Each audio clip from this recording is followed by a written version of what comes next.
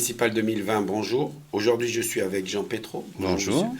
Alors, Merci. vous postulez pour être vous êtes candidat, vous postulez pour devenir maire à la mairie de Saint-Paul-et-Dax. Le nom de votre liste s'appelle Unis pour agir. Qu'est-ce que vous voulez faire passer comme message?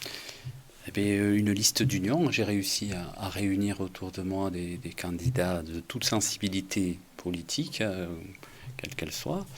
Des gens qui ont envie de s'engager, qui ont des idées. Nous avons un encadrement d'anciens qui a de l'expérience dans la gestion d'une commune, et puis des nouveaux qui amènent leur dynamique, leur talent et leur point de vue qui va nous donner un éclaircissement nouveau sur une future gestion de notre ville. On va se promener sur le programme, sur ce que vous voulez proposer aux Saint-Paulois. Avant, tous ne vous connaissent pas, donc derrière Jean Petro, qui se cache? Alors, j'ai 55 ans, j'ai une fille de 20 ans qui est étudiante à Bordeaux, donc j'ai aussi une vie privée, comme beaucoup d'entre nous. J'ai une carrière militaire de 17 ans et il y a une vingtaine d'années, j'ai créé une structure, j'ai créé mon entreprise à Saint-Paul-et-Dax et à Dax.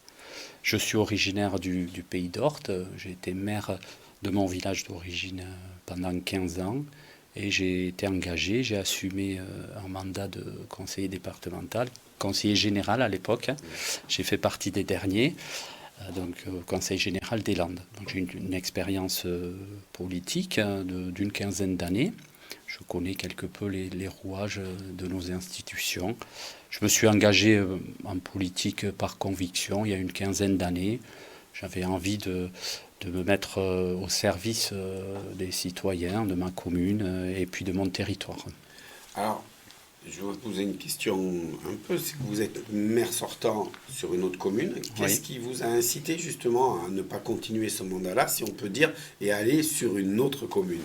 Alors, je connaissais Saint-Paul-et-Dax depuis 20 ans, pour y avoir créé une entreprise, construit des bâtiments professionnels. J'étais habitant de Saint-Étienne-d'Orthe. Ma vie privée a fait que aujourd'hui je suis installé définitivement à Saint-Paul-et-Dax. J'ai rencontré beaucoup de personnes dans ma partie professionnelle qui me parlaient de la gestion de Saint-Paul-et-Dax et j'ai senti que je pouvais m'engager. Ils m'y ont incité. Il faut dire aussi que j'adore la politique et notamment le contact avec les administrés. L'humain m'intéresse, c'est ce qui me passionne dans la fonction d'élu. Donc je dirais naturellement, je me suis dirigé vers cette candidature. Alors, une fois qu'on vous connaît un peu mieux, il faut être accompagné, surtout pour une ville comme ça. En plus, vous le revendiquez, il faut que tout le monde travaille.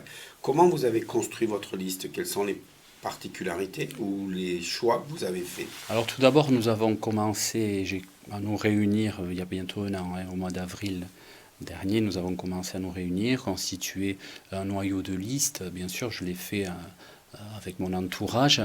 On est très vite arrivé à une douzaine de personnes et courant été 2019, donc André Duvigneau s'est rapproché de moi avec ce groupe qui s'est désolidarisé de la majorité sortante et nous avons dès septembre officialisé notre union entre des anciens qui avaient la maîtrise de la gestion d'une commune et puis des nouveaux qui arrivaient pour nous renforcer avec toute leur énergie et leur envie de travailler pour Saint-Paul-et-Dax. Effectivement, je le redis, on a tous nos sensibilités. Chacun vote ce qu'il veut à l'échelon national. Je ne l'ai même pas demandé aux uns aux autres. Mais c'est une vraie liste d'union. Une union qui est là pour agir et qui est unie pour agir pour Saint-Paul. Donc la logique du terme. Du terme, voilà. On va faire un peu le tour de tout ce que vous proposez, mais je dirais que vous avez commencé par me dire, nous on a voulu créer un projet crédible, réaliste, concret, finançable. C'est vraiment ce qui a dirigé votre... Alors on s'est tout d'abord appuyé naturellement.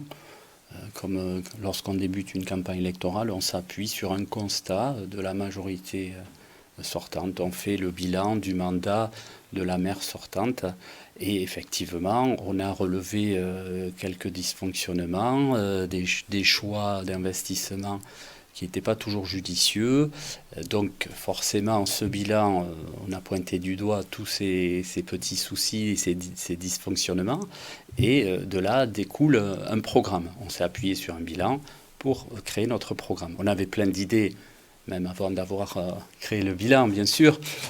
Mais on a procédé comme ça, et au fil des semaines, en nous réunissant de manière hebdomadaire, le groupe s'est constitué aussi et a travaillé sur les différents chapitres, sur les différents sujets que l'on expose dans notre programme.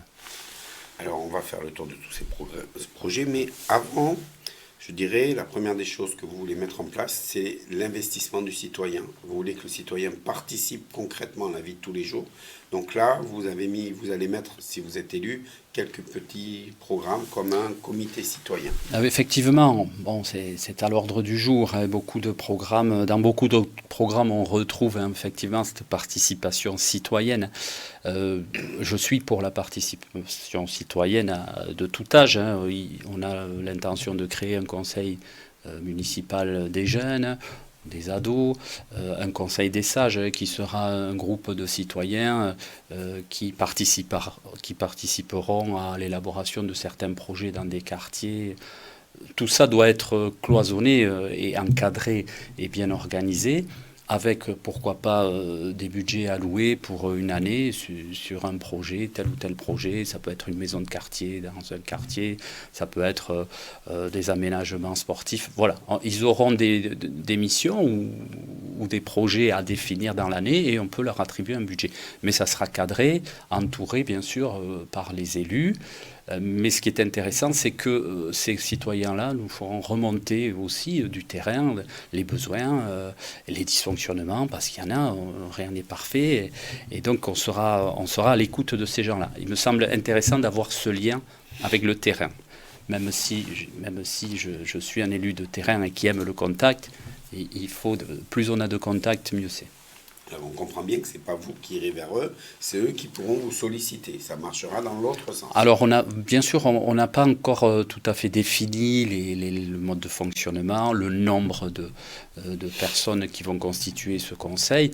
Bon, tout ça est à définir.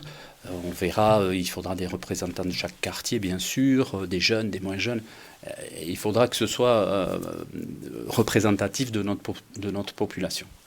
Alors, on a parlé de quartier, alors je vais tout de suite rentrer dans un sujet qui vous tient à cœur parce que vous pensez qu'il y a quelque chose à faire, c'est le mot sécurité. Pour vous, il y a vraiment un travail à faire à ce niveau-là. Absolument. Saint-Paul-et-Dax, aujourd'hui, est une ville de près de 15 000 habitants avec une augmentation démographique impressionnante les 10 dernières années. Il faut savoir aujourd'hui que 30% de la population saint-pauloise est arrivée dans les 10 dernières années. Donc forcément, plus de population, plus d'incivilité, plus de problèmes de voisinage, plus de problèmes de cambriolage. Donc effectivement, le constat aujourd'hui, c'est que nous avons une police municipale qui manque de moyens humains et de moyens techniques au quotidien. Donc on s'engage à doubler les effectifs dans un premier temps, de passer de 4 à 8 policiers, d'installer de la vidéoprotection dans des endroits un peu isolés, aux abords des écoles. Tout cela doit aller dans le sens de la prévention. Dans un premier temps, il nous faut une présence d'uniforme pour rassurer. Et puis, effectivement, comme dans toute autre ville, il y a de l'incivilité, des gens qui se garent où il ne faudrait pas se garer, la vitesse excessive, on le rencontre comme dans toutes les villes de la même strate. Voilà. Donc, le dossier sécurité, pour nous semblait important parce qu'il y a aujourd'hui tout à faire. Et on sent bien qu'au niveau de nos contacts, du porte-à-porte, quand on fait du tractage, qu'on va rencontrer les gens, c'est un sujet qui les concerne et qu'ils sont sensibles à ce qu'on ait une police municipale présente et qui rassure. Dans les choses aussi, donc on est rassuré, on peut se promener. Donc là, vous voulez embellir la ville, vous voulez vraiment faire fonctionner l'écologie et l'embellissement de la ville. Absolument. Moi, je suis très attaché, comme beaucoup de nos concitoyens, à la propreté de notre ville, à la possibilité de se promener en vélo sur des pistes cyclables qui soient aménagées, sécurisées. Il faudra faire un maillage de ce circuit de pistes cyclables qui relie la plaine des sports, les écoles, enfin tous les endroits stratégiques de notre ville. La sécurité est très importante. L'écologie et la sécurité ont des points communs aussi. La propreté, bien sûr, l'embellissement de la ville, de nos entrées de ville, me semble une évidence. Aujourd'hui, on ne peut pas dire qu'en rentrant à Saint-Paul-les-Dax, on soit émerveillé par nos entrées de ville. Et moi, je veux arriver à ce que les gens soient fiers de leur ville, qu'ils disent, voilà, notre ville, elle est propre. On s'y sent bien parce qu'on est en sécurité quand on prend son vélo, parce qu'on a des endroits que l'on peut visiter ou se promener dans des endroits à toute heure du jour, voire même de la nuit. On sait qu'il y a des caméras, que c'est éclairé. On veut un éclairage, bien sûr, avec nos nouvelles technologies, un éclairage propre. Et on a remarqué que beaucoup d'endroits de notre ville où les gens vont se promener régulièrement ne sont pas suffisamment éclairés. Et le fait que ce ne soit pas éclairé, ça ne rassure pas les gens. Donc ces deux chapitres, sécurité et embellissement, écologie, ont des points communs en fait. Donc Et dans l'écologie, donc on a bien compris, embellir la ville, les vélos électriques, les navettes, je pense que tout ça, ça va participer. Vous voulez aussi travailler au niveau des déchets. Expliquez-nous ce que vous voulez faire. Alors au niveau des déchets, tout le monde sait aujourd'hui que la gestion des déchets est effectuée par l'agglomération. Alors nous, ce qu'on a soulevé, c'est un dysfonctionnement, un mécontentement de notre population par rapport à une mise en place de containers collectifs qui, on doit bien le constater, ne sont pas efficaces et perturbent le fonctionnement ou le ressenti des Saint-Paulois par rapport à cette collecte. Donc effectivement, on a un gros travail au niveau de la collecte des déchets, inciter aussi toujours et toujours plus le citoyen à faire le tri des déchets, à travailler à la protection de notre planète, parce que ça commence chez nous au quotidien par le tri des déchets, par la chasse au gaspillage de l'eau. Alors tout ça, c'est un travail qui est important.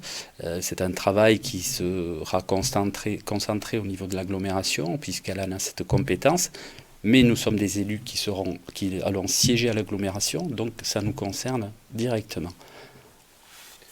Un des autres sujets, puisqu'on est en plein dedans, qui est très important pour vous, c'est l'eau est précieuse, il faut travailler dessus.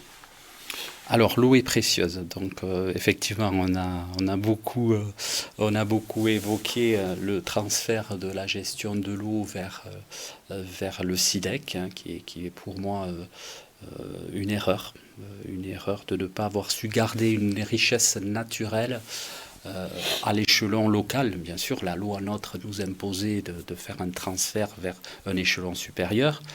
Pourquoi ne pas avoir choisi la gestion de l'eau par une régie d'agglomération? Je ne comprends toujours pas. Nous serons capables de revenir sur ce choix, puisque la loi nous permet de le faire dans l'année qui entame le contrat, hein, donc à partir du 1er janvier 2020, nous aurons une année pour faire une marche arrière sur la gestion de l'eau. Plus la gestion de l'eau sera gérée à l'échelon local, plus on aura la possibilité d'avoir notre mot à dire, mieux ça sera pour le Saint-Paulois. Aujourd'hui, on a beaucoup de questionnements sur le fait de l'augmentation de l'eau, le tarif va forcément augmenter. La régie de Saint-Paul-les-Dax fonctionnait parfaitement. Il existait un tarif social. Aujourd'hui, est-ce que ce tarif va être maintenu? Donc on avait un fonctionnement qui aurait pu être transféré vers l'agglomération sans trop de modifications dans le fonctionnement, avec une compétence. On avait des techniciens qui connaissaient parfaitement leur travail. Aujourd'hui, c'est une structure qui gère l'eau. Je parle d'une structure tentaculaire parce qu'on devient une voie dans ce système, on devient un pion. Et tout ça, ça me déplaît.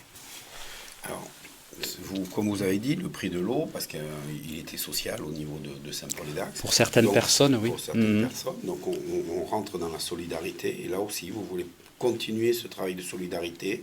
Alors j'ai noté, vous voulez créer un office de personnes âgées. Oui, oui, effectivement. L'idée, c'est de pouvoir recevoir les personnes d'un certain âge ou qui puissent se retrouver comme dans un endroit où qu'elles puissent échanger, qu'il y ait un lien social qui soit maintenu, qu'on puisse aussi apporter certaines réponses à ces personnes au quotidien, hein, et notamment l'aide à l'informatique. Aujourd'hui, les gens qui ne maîtrisent pas Internet pour leur démarche administrative ou autre, ça devient très compliqué. Donc ce sont des axes sur lesquels on va travailler et on a l'intention de rendre service. L'idée, c'est de rendre service au maximum aux Saint-Paulois et de leur apporter, de les accompagner dans des moments où ça devient compliqué. Parce qu'ils n'ont pas forcément tous une famille ou des enfants pour les aider, donc on sera là pour les accompagner.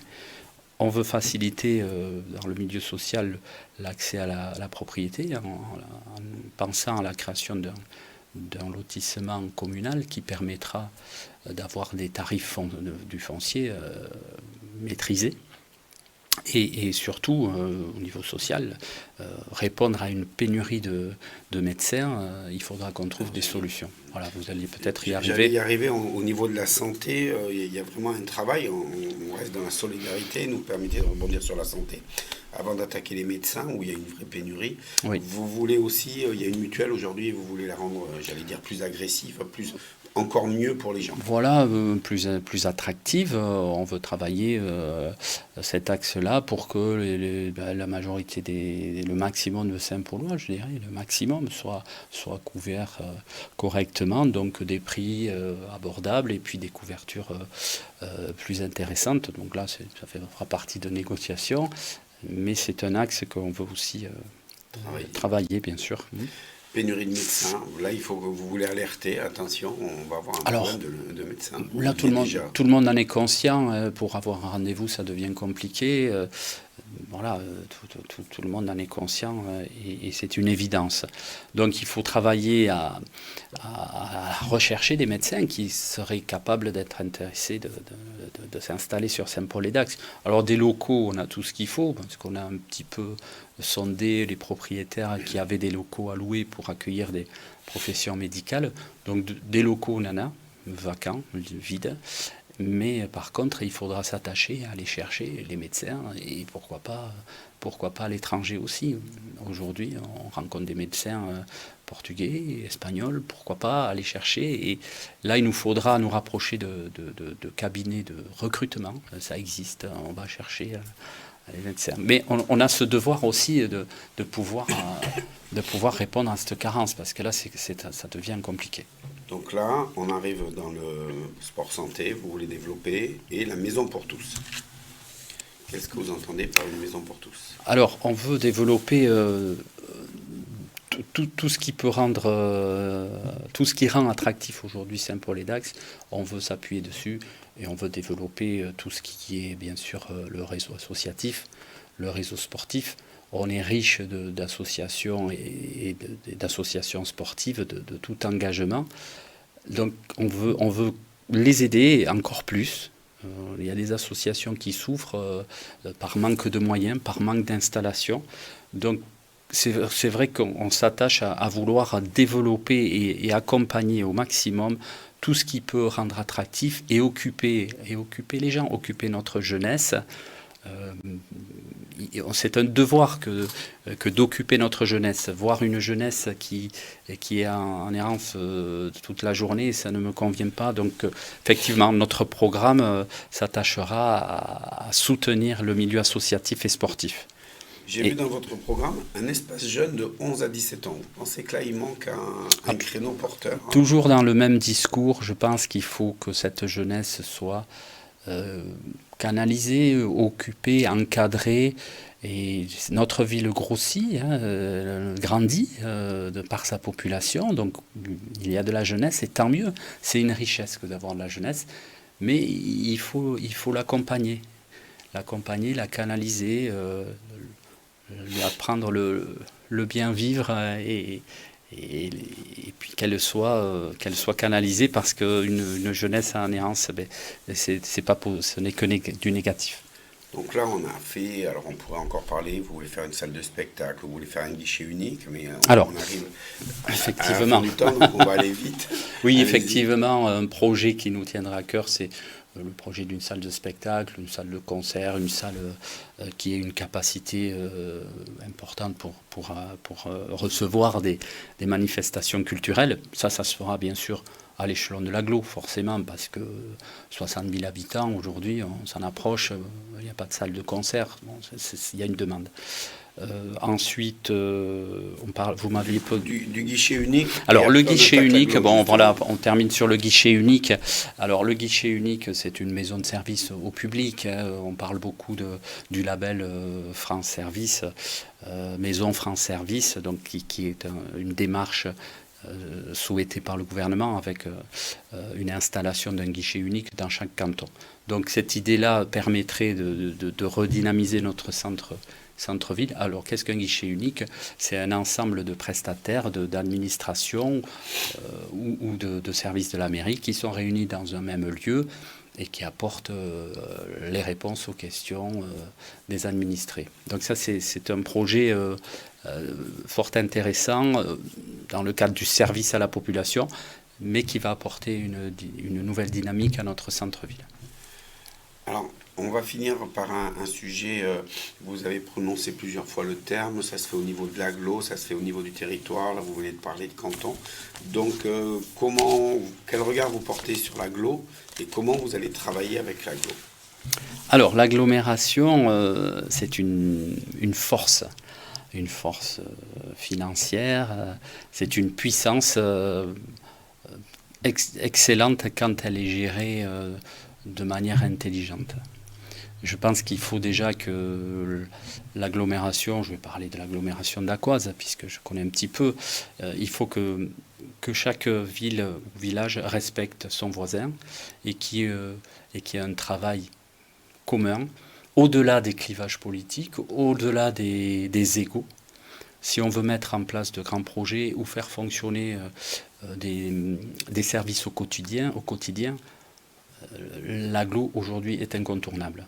Mais quand c'est bien utilisé, c'est une machine puissante qui doit être utilisée et mise au service des citoyens. Si on ne part pas dans cet esprit-là, si les villes-centres ne s'entendent pas entre elles parce qu'elles ne sont pas du même bord politique, ou si elles le sont, elles ont des problèmes d'ego parce que l'une veut ceci, l'autre veut cela. Si on met de côté les villages aux alentours, ça ne peut pas fonctionner. Il faut vraiment travailler en bonne intelligence. Et là, je peux vous dire que c'est un avantage énorme pour notre territoire quand les élus de l'agglo travaillent tous dans le même sens. On a fait un peu le tour, on arrive à la fin de cette discussion, de cet entretien. Je vais vous poser la même question que je pose systématiquement à tous mes candidats. Il y a 4 listes au niveau de Saint-Paul-et-Dax. Le 15, il va falloir voter. Pourquoi voter pour votre liste plutôt que pour une autre? Alors, bien sûr, je vais défendre ma candidature parce que moi, je m'engage à être un maire qui restera proche de ses concitoyens, de ses administrés, qui saura les recevoir, quand ils le demandent, je saurai aller les voir sur le terrain quand ils ont des difficultés ou quand on peut rencontrer des soucis.